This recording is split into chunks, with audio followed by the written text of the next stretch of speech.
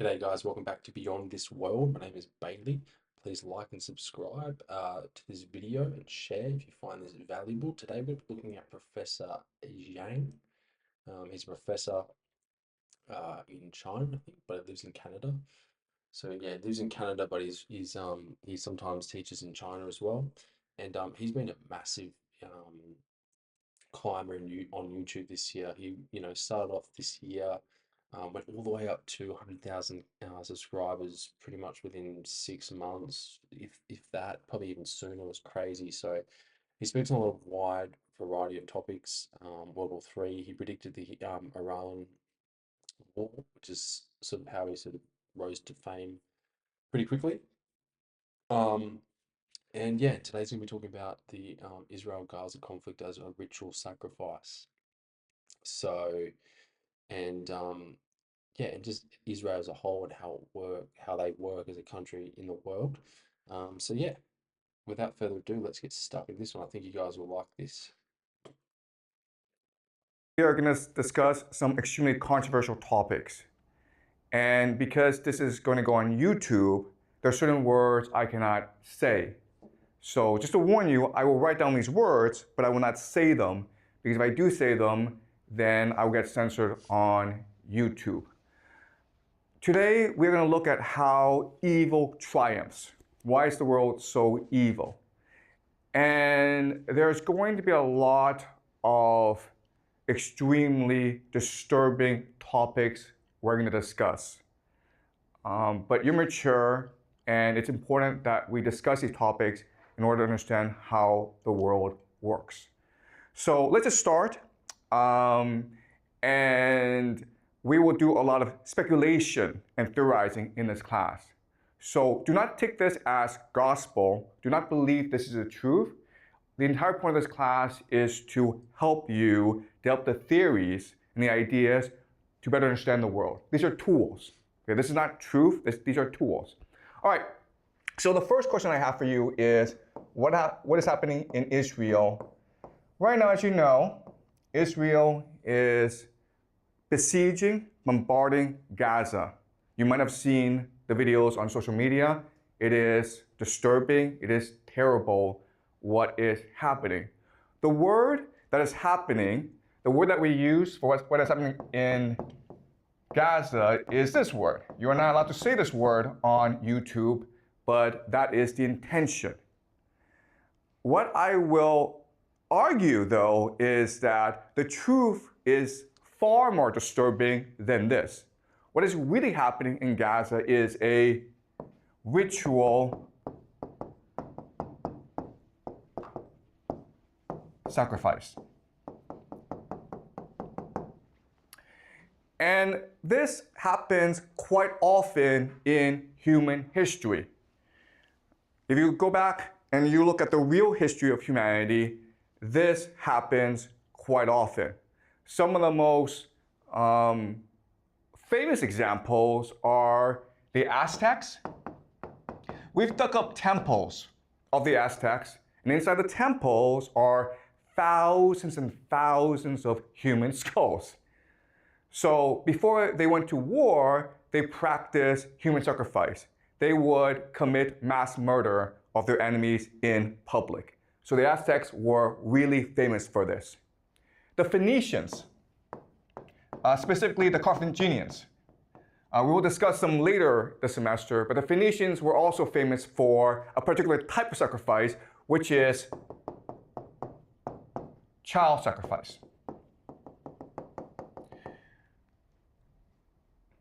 The Romans wrote histories insulting the Phoenicians for practicing this sort of sacrifice. But the Romans themselves practiced human sacrifice.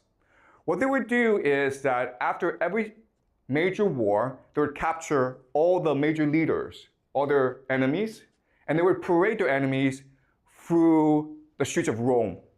This is something called a triumph. At the end of the triumph, they would gather enemies at the temple of Jupiter. Jupiter is their god. And then they would strangle to death their enemies. That's sacrifice. That's human sacrifice. They didn't call it that, okay? And they sort of disguised it but we know for a fact that they did do this. So the question for us is, why is it that this happens? Why do the Aztecs do it? Why do the Phoenicians do it? Why do the Romans do it? And why is it today the Israelis do it in Gaza? And remember, okay, what the Israelis are doing is quite horrific because it is really this sort of sacrifice. Why? Because 47%, almost half of the population of Gaza is under 18 years old. So the majority of people who are getting killed are in fact children. What is most striking or blatant about what's happening in Gaza is that we can all see it for ourselves. And it's almost as though the Israelis want us to see it and want us to hate them. Right? You can see all over the world, popular opinion is turning against Israel. You have these popular protests all around the world protesting what is happening in Palestine. If you watched my other video on Guy Pearce, who openly spoke out about how he was disgusted with the Israelis, and also sort of he did mention obviously about 9/11 being funded or caused by Israel, as well as the death of Charlie Kirk. So this here is quite pivotal to understand that human sacrifice has been a part of human history for many, many years. Doesn't mean it's the right thing.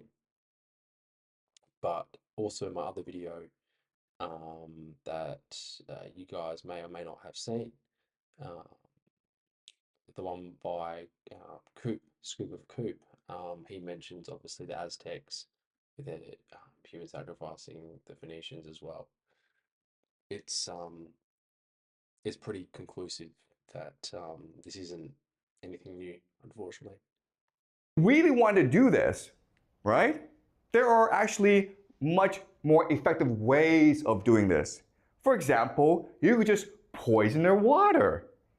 Or you could poison the air so that everyone in Gaza gets a fast cancer, right? We have the technology to do this. So Israel could do it this secretly and no one would talk about it. And in 20 years' time, 30 years' time, the population of Gaza would all be gone. It would be a very secret, right? Instead, they choose to do this in front of the world. And my argument to you is that this is intentional. They want the world to hate them. Because by doing this, they create the ultimate taboo, right? We find this disgusting and contemptuous, so the entire world will unite against Israel. But guess what? That's what their religion wants. In the extreme form of Jewish eschatology, or their religion, they believe that at the end of the world, Israel will fight the entire world and God will help Israel triumph in the end. So what's really happening in Gaza is that there are extremists within the Israel government who want to accelerate the process of the end of the world, where Israel will face the world. And if you think about it, the entire idea of this ritual sacrifice is to unite the Israeli population. And what's extremely disturbing and horrifying about it is that this works. Why? Well, let's use an analogy, okay? The analogy is this. In Chinese history, the most popular military stratagem is to fight with a river behind your back. You guys have heard of this strategy, right? Where, okay, an army is losing, okay? It's being scattered by the enemy. So what the general does is forces the army to retreat to a river. And now with the river blocking your escape, you have a choice. You can either drown in the river or you can fight to the death. And most soldiers will choose to fight to the death. And so at this point, the soldiers are unified, they're galvanized, they're energized, and then they find a surge of energy to go and destroy their enemy. Okay, this is the most popular military stratagem in ancient Chinese history, and guess what? It's the same as Israel doing this right now in Gaza. It's the same logic. Yes, you have a question? So what is the river for the Israel? Like Yeah, that's a good question. What's the river right here, right? The river is a taboo, right? What's the worst thing you can do in modern society? Killing children, guys, right? So there's no exit for Israel. You either go all the way or the world comes and destroys you anyway. And in fact, what's really interesting is that if you go online, you will see Israelis go around the world and causing trouble everywhere. They're going to start fights. They shout death to the Arabs on public buses in the Western world. It's intentional. They want to unite themselves by dividing the world, by angering the world.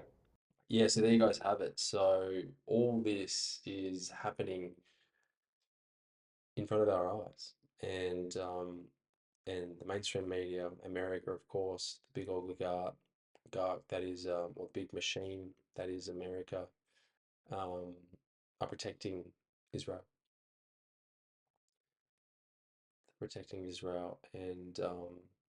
and like Professor said, they want the world to fight them because they believe their Lord and Savior will protect them.